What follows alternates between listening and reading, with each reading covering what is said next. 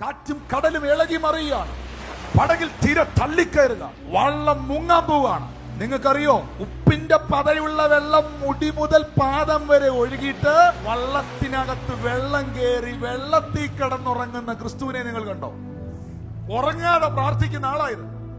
ശരിക്കും ഉറക്കയില്ല, രാത്രിയിലെല്ലാം പ്രാർത്ഥനയാണ്.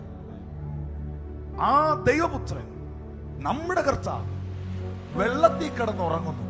പക്ഷേ ഈ വള്ളം മുങ്ങാൻ തുടങ്ങുമ്പോൾ ഇവര് ചേർന്നൊരു നിലവിളി വിളിച്ചു, നാഥാ, ഞങ്ങൾ നശിക്കുന്നതിൽ നിനക്ക് വിചാരമില്ലയോ? ബൈബിൾ പറയുന്നു, അവൻ അമരത്ത് എഴുന്നേറ്റു. Timing is everything. തിരമാലയുടെ ശബ്ദം എന്ന് പറയുന്നത് അസാധാരണ ശബ്ദം, തിരയുടെ ശബ്ദം യേശുവിനെ ഉണർത്തിയില്ല.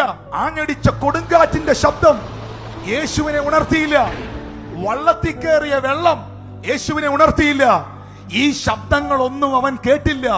പക്ഷെ തന്റെ മക്കള് കരയാൻ തുടങ്ങിയപ്പോൾ, തന്റെ മക്കൾ നിലവിളിക്കാൻ തുടങ്ങിയപ്പോൾ, ആ നിലവിളിക്ക് തിരമാലയുടെ അത്ര ശബ്ദമില്ല, ആ നിലവിളിക്ക് കാറ്റിന്റെ അത്ര ശബ്ദമില്ല.